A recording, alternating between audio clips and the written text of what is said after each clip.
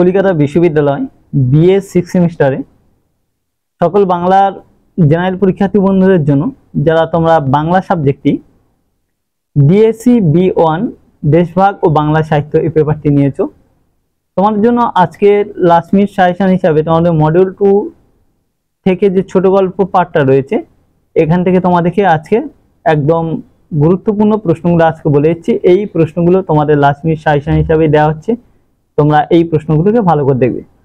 পূর্বে তোমাদের একটি ভিডিও আমি দিয়েছিলাম যেটা সম্পূর্ণ সাজেশন, তো সেখানে তোমাদের বলে দিয়েছিলাম যে 2000 প্রশ্ন আমার হাতে ছিল না, তাই সাজেশন করা একটু প্রবলেম হচ্ছিল, তো সেই জন্য হাতে পাওয়ার পরে তোমাদের ফাইনাল সাজেশন দেবো বলে দিয়েছিলাম। তো এখন তোমাদের যেগুলো দেওয়া হচ্ছে এগুলো কিন্তু খুব গুরুত্বপূর্ণ ফাইনাল সাজেশনই দেওয়া হচ্ছে। পূর্বে তোমাদের মডিউল 1 থেকে কিন্তু তোমাদের সাজেশন দিয়ে দিয়েছিলাম, final suggestion, last minute suggestion. তো যারা দেখোনি তোমাদের জন্য বলছি, এই ডেসক্রিপশন বক্সের মধ্যে লিংক দেয়া থাকবে, ঠিক আছে? তো তোমরা সেটা দেখে নিও, তাহলে কিন্তু তোমরা ওই মডিউল 1টা পেয়ে যাবে। ওখান থেকে যে প্রশ্নগুলো বলা আছে সেগুলো কিন্তু তোমরা শিওর কিন্তু কমন পাবে। তো আজকের আমরা এখান থেকে মডিউল 2 ছোট গল্প যেটা রয়েছে এখান থেকে কি কি প্রশ্ন করতে হবে সেইগুলো আমরা পরপর দেখে নেব। তো দেখো, এখানে প্রথমে আমাদের লিখে দিয়েছি উপরে BA 6 semester Bangla DSC B one. তো তোমরা ছোট গল্প মডিউল 2 থেকে প্রশ্নগুলো দেখো। একের দাগে তোমাদের গণনায়ক গল্পে লেখক সতীনাথ ভাদুড়ী ক্ষমতা লোলুপ গণপ্রতিনিধিদের মুখোশ কিভাবে উন্মোচন করেছেন তা নিজের ভাষায় লেখো। প্রশ্নটি গুরুত্বপূর্ণ, এই জন্য তোমাদের রাখা হয়েছে, ভালো করে দেখবে। বা প্রশ্নটি এই মানে গণনায়ক গল্প থেকে অন্যরকম ভাবে দিতে পারে যে গণনায়ক গল্পের নামকরণের সার্থকতা লেখো, এইভাবেও আসতে পারে। বা আরো একটু ঘুরিয়ে দিতে পারে তোমাদের এখান থেকে, এই গল্প থেকে মুনিমজি চরিত্র এবং ইজাদদার সাহেব চরিত্র ব্যাখ্যা করো।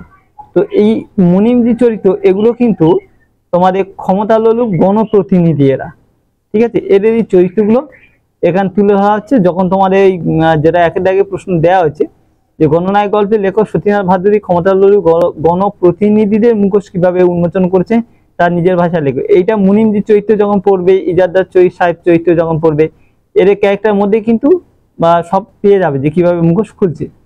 তো যাই হোক, তোমরা এখান থেকে এই কয়টি প্রশ্ন এইভাবে ঘুরে ফিরিয়ে আসতে পারে, ভালো করে কিন্তু তৈরি করবে। দ্বিতীয় প্রশ্ন তোমাদের দেয়া আছে সলিল চৌধুরীর ড্রেসিং টেবিল গল্পটি নামকরণের সার্থকতা বিশ্লেষণ করো। তারপর এই প্রশ্নটি তোমরা ভালো করে তৈরি করবে। তিনের দাগে প্রফুল্ল রায়ে রাজা আসে রাজা যায় গল্পে রাজেক চরিত্রটি বিশ্লেষণ করো। এটা 5 আকারও দিতে পারে, মনে করলে 10 আকারও দিতে পারে। চারের দাগে ড্রেসিং টেবিল উদ্ভ্রান্ত সময়ের দর্পণ, এটা লাইনটা মানে ব্যাখ্যা করো। এইভাবে ড্রেসিং টেবিল থেকে দিতে পারে, ভালো করে কিন্তু এটা তৈরি করবে। 5 আকারও দিতে পারে, 10 আকারও কিন্তু দিতে পারে। 5এর দাগে ড্রেসিং টেবিল গল্পে রহিম উদ্দিন চৌধুরীর চরিত্র বিশ্লেষণ করো। তারপরে এটাও তোমরা দেখে রাখবে ভালো করে। 6এর দাগে করুণ কন্যা গল্পের নামকরণের সার্থকতা বিশ্লেষণ করো। তারপর এই করুণ কন্যা গল্পের নামকরণের সার্থকতা ভালো করে দেখবে।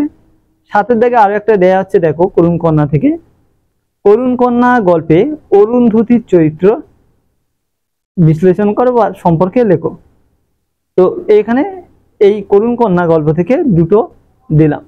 আমার কাছে যে গল্পগুলো বেশি গুরুত্বপূর্ণ বলে মনে হয়েছে, যে গল্প থেকে আসার সম্ভাবনা রয়েছে, সেই দিকটা টার্গেট রেখে আমি এই দুটো একটা করে প্রশ্ন তুলে ধরলাম। তোমাদের এই প্রশ্নগুলো কিন্তু অবশ্যই করবে, করার পরে যদি কারো মনে হয় যে আরো তোমরা বেশি করে প্রশ্ন করবে, সেটা খুবই ভালো গল্প। আমি আরো তোমাদের জন্য 5 নম্বরের প্রশ্ন বা অতিরিক্ত প্রশ্ন একটি ভিডিও ফার্স্ট একদম দিয়েছিলাম, তার লিঙ্কটাও এর মধ্যে দিয়ে দেবো, সেটাও তোমরা একটু দেখে নেবে। তো এবার 8এর দাগে রাখো পালঙ্ক গল্পের নামকরণের সার্থকতা বিশ্লেষণ করো। তাও পালঙ্ক গল্পের নামকরণটা ভালো করে দেখবে। বা এখান থেকে প্রশ্ন ঘুরিয়ে একটি দিতে পারে পালঙ্ক গল্পের শুরুতে যে চিঠির প্রসঙ্গ রয়েছে তা গল্পের কাহিনীতে কতটা গুরুত্ব পেয়েছে তার সংক্ষেপে লেখো। এই প্রশ্নটি আগে কিন্তু 5 নম্বরে দিয়েছিল, তাও আমি এটা রেখেছি কারণ ঘুরিয়ে এখান থেকে প্রশ্ন আসতে পারে। 9 দাগে প্রশ্ন দেখো, জটায়ু গল্প থেকে দেওয়া আছে, জটায়ু গল্পের নামকরণের সার্থকতা লেখো। কারণ জটায়ু গল্প থেকে একটি প্রশ্ন দেওয়ার সম্ভাবনা খুব বেশি আছে এবছর, তো জটায়ু গল্পের নামকরণের সার্থকতা লেখো।